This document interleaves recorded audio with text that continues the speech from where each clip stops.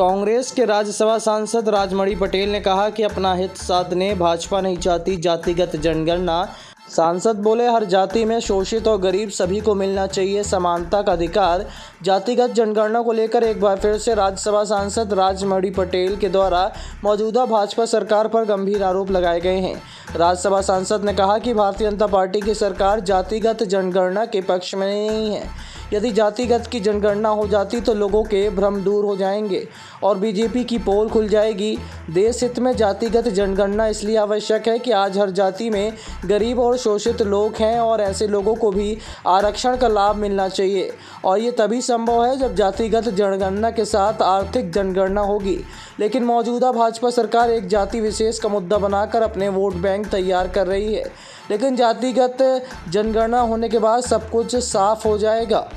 एक वर्ग को आरक्षण का लाभ मिल सके, इसलिए जरूरत इस बात की है नए परिप्रेक्ष्य में कि जातिगत गणना कराई जाए।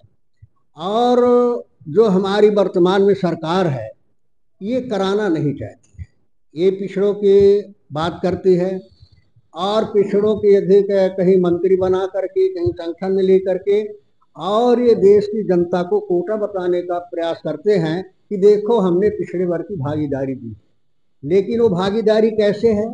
वो पिछड़े वर्ग के लोग होते हैं जो उन नेताओं की जेब के होते हैं, जिनके पिछड़े वर्ग के, जिनके पास गरीबों की कोई आवाज नहीं होती है, कोई योजना नहीं होती है, उनके हक अधिकार की लड़ाई लड़ने की कोई हिम्मत और साहस नहीं होता है। वो केवल सरकार की बात का, सरकार के गुणगान करने के अलावा कुछ नहीं करते और समाज को इस रूप में गुमराह किया जाता है। लेकिन जिससे समाज को फायदा होता है, समाज की भागीदारी होती है, वो निर्णय सरकार नहीं कर रही है। वो सेंसस कराने के पक्ष में नहीं है। वो नहीं चाहते कि पिछड़े और गरीबों को उनको पूरा हक मिले। वो नहीं चाहते कि उनकी भागीदारी शासन और प्रशासन में हो।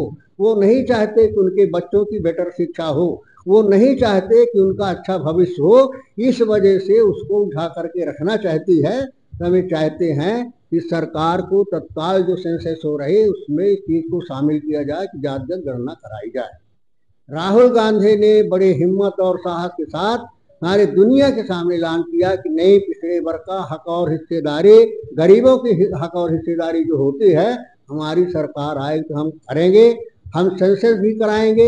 50% की जो सीमा है, जो बैरियर लगा हुआ है आज के परिप्रेक्ष्य में, उसको भी हटाने की जरूरत है। उसको भी हम हटाएंगे। पिछड़े और गरीबों का जो हक और अधिकार है उसके लिए उन्होंने ऐलान करके कहा कि हम करेंगे। तो उनको हम बधाई देना चाहते हैं उनके साहस के लिए और उनके विचारधारा के आधार पर। अगर ये सरकार नहीं मानती है, ये सरकार सेंसस नहीं कराएगी, तो पिछड़ा वर्ग संगठन सारे लोगों के हक अधिकार के लिए, चाहे पिछड़े वर्ग हो चाहे गरीब हो, जिनको जो आवश्यकता है उसके आधार पर पूरे प्रदेश में आंदोलन किया जाएगा, जन जागृति की जाएगी और उसके माध्यम से सरकार को विवश किया जाएगा कि सरकार इस मुद्दे को माने। ये मुद्दा जाति का मुद्दा नहीं है, ये मुद्दा वर्ग का मुद्दा नहीं है, बल्कि ये मुद्दा इस देश के उन लोगों का के हक अधिकार की है जिन लोगों के मेहनत और परिश्रम के आधार पर ही देश की प्रगति और विकास की आधारशिला रखी जाती है।